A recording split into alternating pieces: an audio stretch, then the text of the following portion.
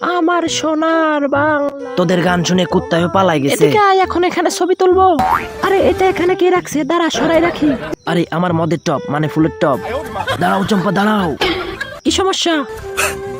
আরে জান, আমি থাকতে তুমি কেন কষ্ট করবা? তাইলে তুই সরা। ওরে মা রে বাবা রে, মরে গেলাম রে, এত ওজন কেন? মনে হচ্ছে পেছন থেকে হাগু বের হয়ে যাবে। অবশেষে শেষ সম্বলটা বাঁচাইতে পারলাম। এবার এটা স্প্রে বোতলে ঢুকাই ফেলি, তাহলে আর চম্পা বুঝতে পারবে না। গলাটা শুকাই গেছে, অল্প একটু খেয়ে নি। আহ কি মজা, মনে হচ্ছে অমৃত খাচ্ছি। এই রাজু, আমাদের একটা ছবি তুলে দাও। আরে চম্পাদি, রাজুর হাতের পানি বৃষ্টির মতো ছড়ালে ছবি অনেক সুন্দর হবে। এই রাজু, বোতলটা আমার কাছে দাও। বৃষ্টি পরে টাপুর টুপুর ছবি তুলবো গাপুর গুপুর। আরে মদের গিরান আসে কোথা থেকে? রাজু, হালার পোহালা বোতলে মদ ঢুকায় রাখছিস, তারা তোরে খাইছি। আরে রাজু ভাইয়ের ডাইনি বউ তো রাজু ভাইকে তাড়া করতেছে। তাড়াতাড়ি যাই, রাজু ভাইকে বাঁচাতে হবে। আসো আসো আসো, এই নাও, দেখো এবার কেমন লাগে। শালার পর শালা মুখলেস, দাঁড়া, তোরেও খাইছি। এই মটকু, এখান থেকে দুইটা বদমাইশকে যেতে দেখছিস? না চম্পতি, দেখি নাই। আরে এরা কারা? এদিকে আসো সুন্দরী, তোমার সাথে কথা আছে। আসলে আমি তোমাকে ভালোবাসি, এটাই বলতে আসছিলাম। হ্যাঁ, তাইলে এই নাও চুম্মা। রাজু ভাই পালান পালান পালান।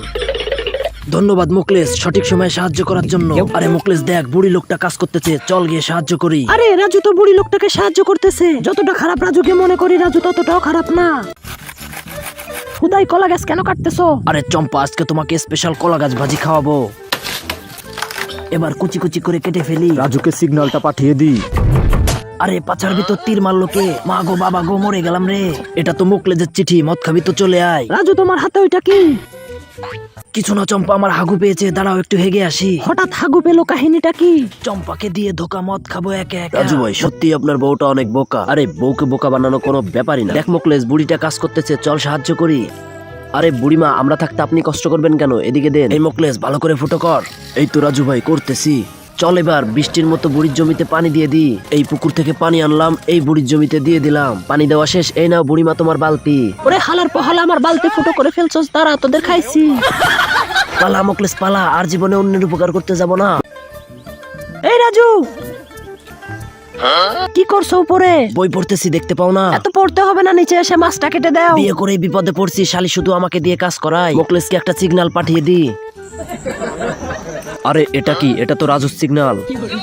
আসলে কি ভাঙাড়ি? ভাঙাড়ি বিক্রি করবেন ভাঙাড়ি? এই ভাঙাড়িওয়ালা, এদিকে আসো। ম্যাডাম, কাগজে তো বেশি দাম নাই, এই ওয়াশিং মেশিনটা বিক্রি করবেন? হ্যাঁ হ্যাঁ, ওইটাও নিয়ে নাও। এই এক কাজ ধর। জোর লাগাকে হেচ্চা। কিরে, তোরা সকালে খাস নাই? সর, আমি উঠাই দিতেছি। এই দেখ কত সহজ। ধন্যবাদ ম্যাডাম। কাহিনী কি বুঝলাম না, এত ওজন মনে হলো কেন? এই দাঁড়া দাঁড়া, রাজুকে বের করতে হবে। কিরে রাজু, বেঁচে আসোস? হ মুকলেশ, বেঁচে আছি। এই দেখ, তোদের লেগে কিনে আইছি। রাজু ভাই, অনেকদিন পরে তো বড় মাছ খাবো, অনেক মজা হবে।